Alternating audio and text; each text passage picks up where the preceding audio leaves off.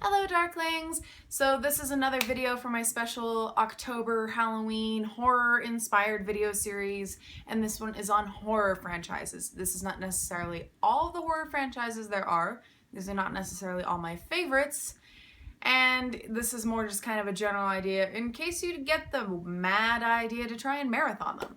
So the first one on this list, which is admittedly out of the whole thing, my favorite franchise that I have seen all the way through, which is A Nightmare on Elm Street, which composes of 6 films and then a remake.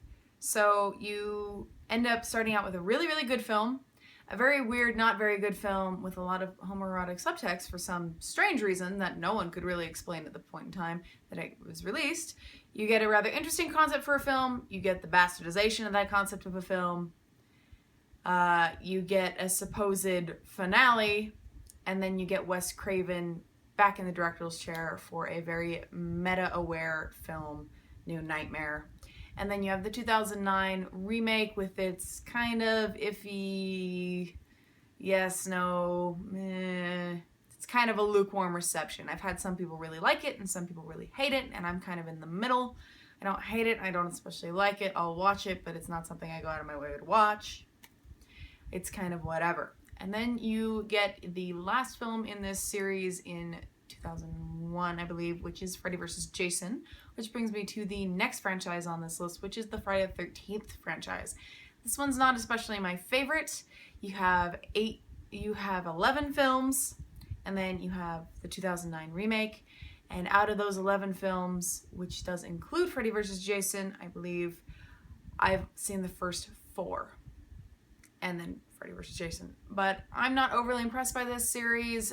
It's a lot of teenagers talking a lot, some suspense, more talking, probably sex and nudity, and maybe Jason killing them. Insofar that I've noticed, it's like he doesn't actually kill them often enough for me to even care, because all the characters are cardboard. And it's kind of odd. I didn't mind the 4th film as much as I minded the 3rd. The first one is not Jason as the killer. The second one is Jason with a burlap sack on his head. And the 3rd one is where he finds the hockey mask with a lot of really horrible 3D effects. And that's about as far as I got. And then the next one on here, which is the only other franchise on this list that I have seen all the way through, which is the Halloween series, which composes of 8 films and then Rob Zombie's remake and its sequel. So it has a narrative thread that was a lot stronger and went through all the way a little bit better than Nightmare on Elm Street, but, you know, as happens once you start tacking on more and more sequels, your thread of plot starts going through too many ups and downs and it gets a little lost on the way. The first one is, of course, a masterpiece of slasher classic cinema. Second one, which is the only one that is a direct sequel, also featuring Jamie Lee Curtis, which takes place primarily in a hospital, which is also fairly good. The third one doesn't have Michael Myers in it at all, and it's a rather interesting favorite if you're a big, like, Halloween holiday fan, and goes back to all kinds of witchcraft and creepy shit. It's kind of an odd installment into the film franchise. The 4th one introduces Danielle Harris, who then became a Scream Queen over the course of her career, as I mentioned in another video.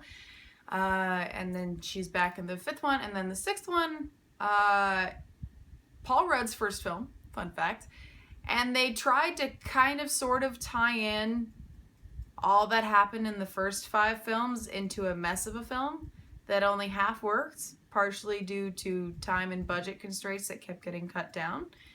A bit of a mess. Then you have H2O, which is returning Jamie Lee Curtis into the leading role, which is a really interesting idea. And then that is Josh Hartnett's first role, who then went on to star in quite a few horror movies himself. Resurrection was rather unmemorable to me.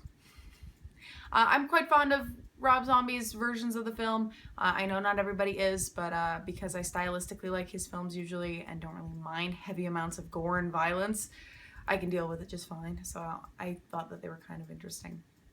Next one on here, which I really would like to see the rest of the films, and so far I've only seen the first one, which is the Phantasm films. And they are currently at 4 films, soon to be 5. I know that the 5th one is very much anticipated, especially in the wake of Agnes Grimm's death, but this is probably the only one on this list that benefits from having the same director all the way through, and that would be Don Coscarelli. And The first one, it's just really trippy. It's unique. It's kind of a modge podge of a bunch of different things. It's like an homage to like 8 different types of science fiction horror film, and I kind of appreciate that. The fact that they went on to having as many sequels as they did, again with shoestring budgets, all of them, is pretty admirable, and I really do want to get caught up and most likely buy all the rest of the DVDs since I only have the first 2. But trying to find the 3rd and 4th movie on DVD, you can't get them less than like $35 or $50, which is annoying. Anyway, next one on here, which I'm not particularly enamored with, but I know is a big fan favorite, is the Hellraiser series. They're currently standing at 9 films, and I've only seen the first one. The first time I watched the first one, I absolutely hated it. I thought it was stupid. I was kind of convinced to see it again, and then I'm like, okay, good gore, not bad for a first-time director. Third time, I was like, okay, I see how people like this. It's still not really for me. But I have mild interest in seeing all of the sequels because of their rather legendary gore effects. But from my understanding, the most recent film, who replaced Doug Bradley as Pinhead, is not really worth the watch at all. So maybe I'll get through them eventually. The next one on here is Critters. This is probably standing at the smallest amount of films on the list, which is only 4, and I've only seen the first one. I'm rather curious to see the rest of them because they're a mess, from my understanding, and I'm kind of excited. These are just B-movie, little tiny aliens that eat everything, and, you know, what could be more fun? I do give the first one credit for featuring Scream Queen Dee Wallace as well, which is rather entertaining. Next one on here, and this is the only one where I haven't seen any of the films, which would be Tremors. And I feel bad that I haven't seen any of the films. I believe that they're standing at 5 films currently. I mean to watch them. From my understanding, the first one is definitely worth the watch. The second one is sort of worth the watch. And the others, not so much. But I do want to see the first one all the way through instead of just the little snippets I've seen so far. The graboids and these gigantic worms that will eat you is a rather interesting concept and apparently was well executed. And I would like to jump on the bandwagon saying that they're fun films. Next one on here, this is one that I am so iffy on, which is the Child's Play series. I have seen 5 out of the 6 films. I haven't seen Curse of Chucky, but I went through and saw all the rest of them, and for some bizarre reason own all of them, and I really can't tell you why, because I'm not particularly fond of this series. And I would personally say that the second one is the most interesting out of the lot. I give Seed of Chucky credit in the sense that it's really meta, but it's also really bad. Bride of Chucky, you gotta give it some credit. It's kind of entertaining. Child's Play 3, the kid's in a military academy. It's just terrible. It just doesn't make sense why he's still going after Andy. Like, stop. Curse of Chucky, like I said, I haven't seen it yet. I know it's on Netflix. I'm debating whether or not to watch it because I've had some people say it's quite good and a lot of people say it's really bad.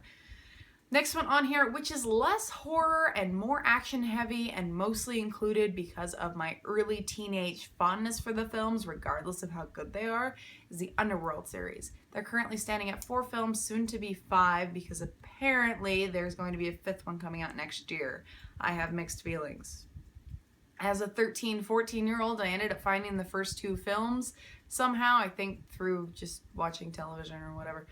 And I ended up becoming unusually attached to them. It doesn't help that Kate Beckinsale is very attractive and pleather's a good idea for everyone. And then lots of creature violence. It really captivated me as a kid.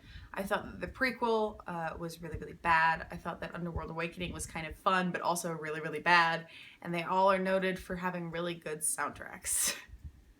Next one on here is Puppet Master. I've only seen the first film on this entire thing. But this is the one that stands out as having the most films at a whopping 12 movies. I don't know how they've been going this long. I'll eventually get through them because I'm kind of curious as to how they made it that far. I'm assuming a lot of direct-to-DVD sequels. But I don't remember the first film terribly well to be able to give you a recap on it.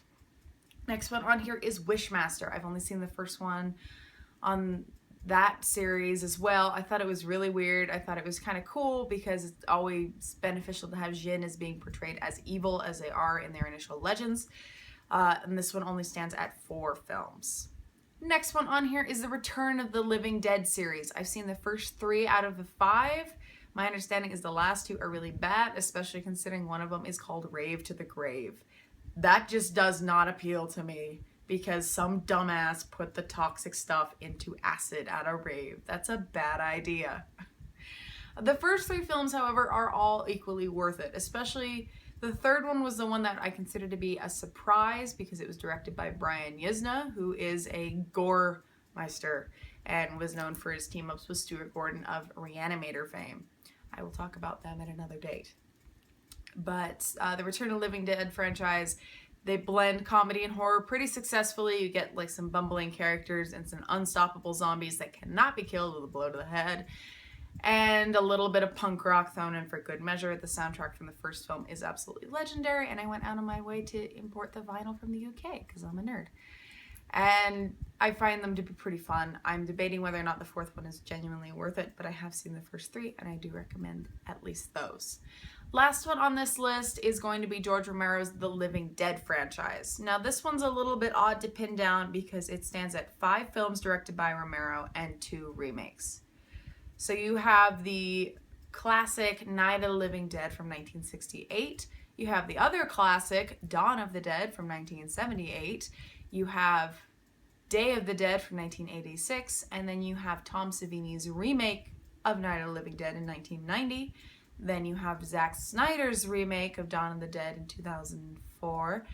And then you have Romero's other two, which would be, I believe, Land of the Dead and Diary of the Dead. Or maybe it's Survival of the Dead. I haven't seen those, so I don't know. I've seen the first 3 of Romero's, and I've seen Tom Savini's remake, which is also very, very good.